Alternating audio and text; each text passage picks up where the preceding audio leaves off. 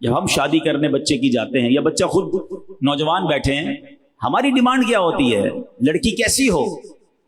3-4 شرطیں، خوبصورت ہو، ذرا اچھا سا جہیز لے کر آئے، خاندان اچھا ہو، بس تعلیم یافتہ ہو تو اور اچھا ہے۔ 3-4 چیزیں۔ اچھا لڑکا کیسا ہونا چاہیے؟ اگر لڑکی والے مجھے سن رہے ہیں، بزرگ اپنے بچی کے لیے رشتہ ڈھونڈتے ہیں تو کیا دیکھتے ہیں؟ وہ کہتے ہیں نا کہ مرد کی خوبصورتی تو اس کے جیب سے ہوتی ہے، رنگ روپ نہ بھی ہو، پیسے والا تو پھر بھی چل جاتا ہے، لیکن بہرحال چلو دکھنے میں اچھا ہو، پیسہ ہو، ذرا غلط کوئی کام، بڑے غلط کام نہ کرتا ہو۔ اچھا ہمارے یہاں غلط کام بھی اپنی مرضی سے بنائے ہوئے ہیں، ہماری لسٹ کچھ اور ہے، شراب نہ پیتا ہو، جوا نہ کھیلتا ہو، ہیروئنچی نہ ہو، نشئی نہ ہو، ایسے کام نہ کرتا ہو کہ جس میں معاشرہ برا کہے۔ یعنی ہمارے نزدیک برائی بھی وہ والی برائی ہے جس کو لوگ برا سمجھتے ہیں۔ یہ چیک کرتے ہو کہ نماز پڑھتا ہے کہ نہیں پڑھتا؟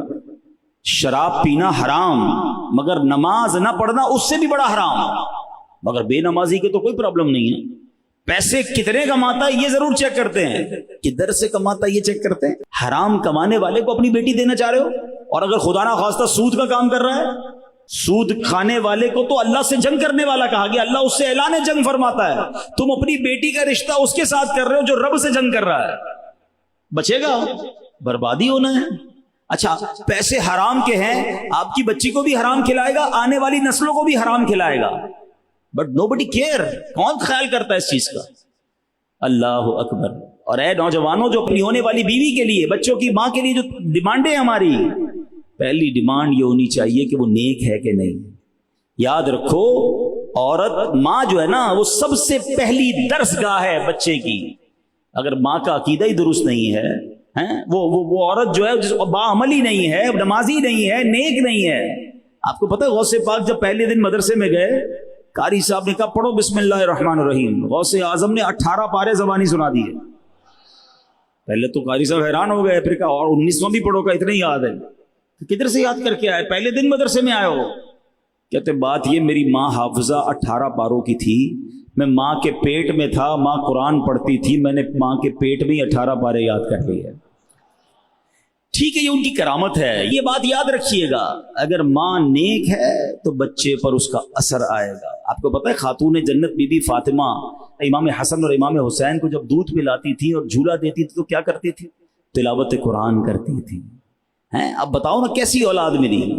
تو سب سے پہلا یہ فارمولا اگر آج سمجھ آ جائے نا، یقین کریں ہے بڑی گہری لائن، آج اس لائن کو یاد کر لو۔ اپنی بچی کے لیے رشتہ ڈھونڈنا ہو یا اپنے بیٹے کے لیے رشتہ ڈھونڈنا ہو، یا خود لڑکا سوچ رہا ہے کہ میں نے کہاں شادی کرنی ہے، یا میری بہن اگر کوئی سوچ رہی ہے، شادی اس سے کرنا جو اللہ کو راضی کرنے والی زندگی گزار رہا ہو۔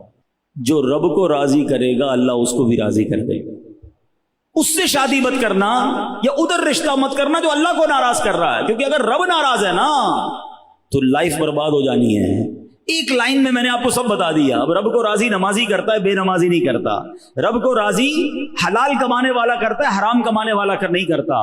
رب کو راضی پردہ کرنے والی خاتون کرتی ہے، بے پردہ نہیں کرتی۔ ارے جس کا عقیدہ ہی صحابہ اہل بیت یا اولیاء کرام کے بارے میں درست نہیں، وہ شادی کیوں کرنی ہے؟ ہمیں سب سے پہلے یہ دیکھنا ہے اس کا ایمان کیا ہے، اس کا عقیدہ کیا، اس کے اعمال کیا۔